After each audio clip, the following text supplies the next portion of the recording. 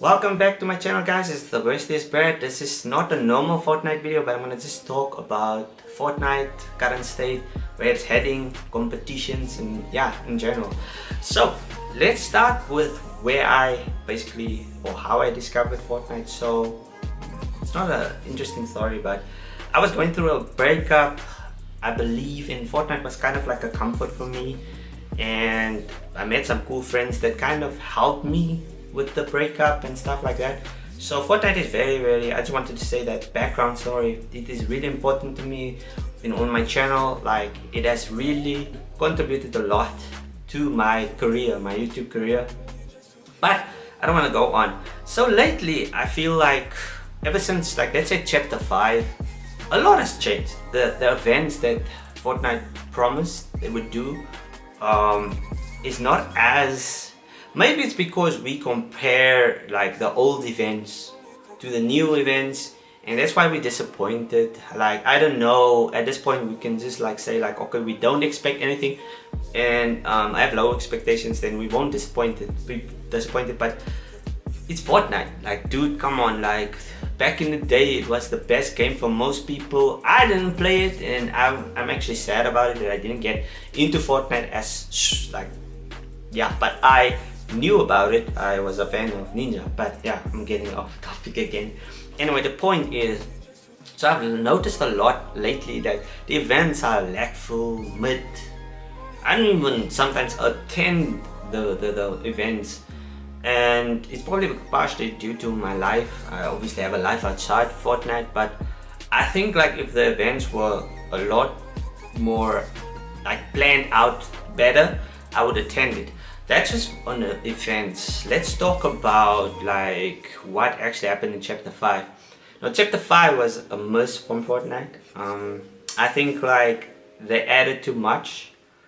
Collab wise, I think it's overwhelming for a lot of the things don't make sense. Like, look at the current stuff they added: sneakers, kicks, shoes, and I think like it doesn't particularly fit the game. I know it. I've thought about it. Maybe they need money for these competitions that they have weekly, and that's why most of the money that they get from the cosmetics can be then recycled. And obviously competitions are good for a game because it puts it out there for new eyes, new casual players, and obviously for people like me who are fans of the pro players, it's good, man. It's good. Competition is always good for a game, especially if you have a fighting game, competitive game, or whatever.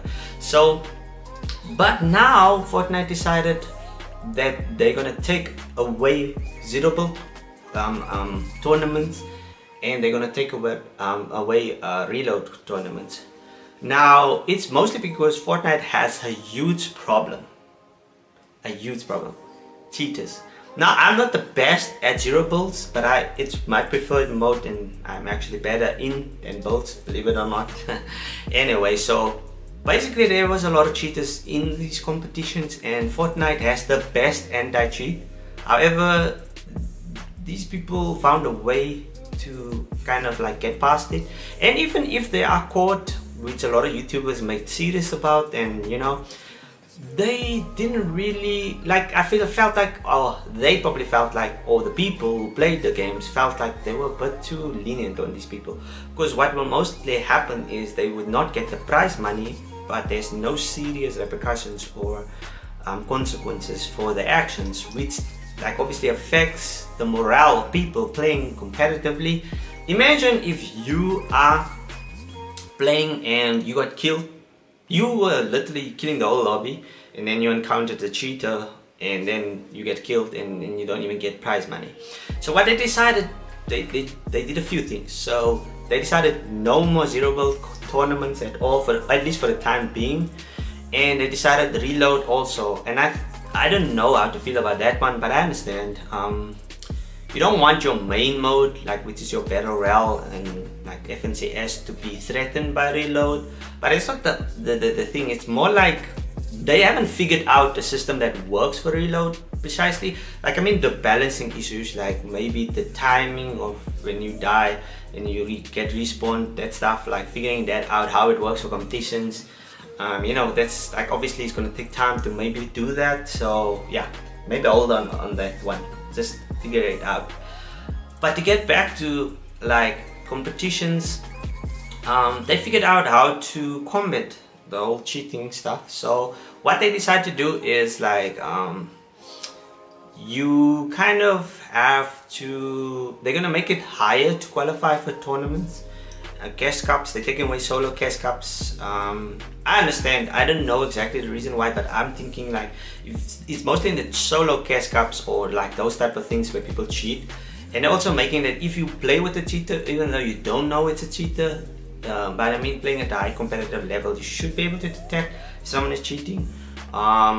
Especially if you're playing a lot and you know who's cheating because you play with them a lot. So if you play with a random person from a Discord server or whatever, you're gonna find a cheater most likely. So you should just do a background check, because you can get banned, I believe, for 28 days or something like that, or somewhere around in the 20 days. I could be wrong about it, don't quote me on that. But anyway, you're gonna get banned, and if you play FNCS, you will also get banned, but not just for the current FNCS, but the next one as well. I could be wrong on that, but I think that's what I heard from a video. Aussie Antics, if you anyway. So but basically you can go and look this up, but I'm just talking about it in general, and it's quite interesting for me because for those who don't play competitions like me, I feel like they should also try and focus, instead of the competitive side of things, they should try and focus on more the casual stuff, because I felt like they've been lacking in that department.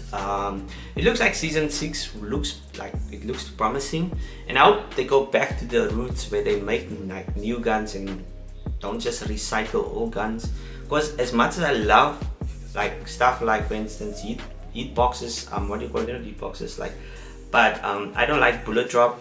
It was cool in the beginning, attachments, all those things. It's another topic that I could quickly talk about.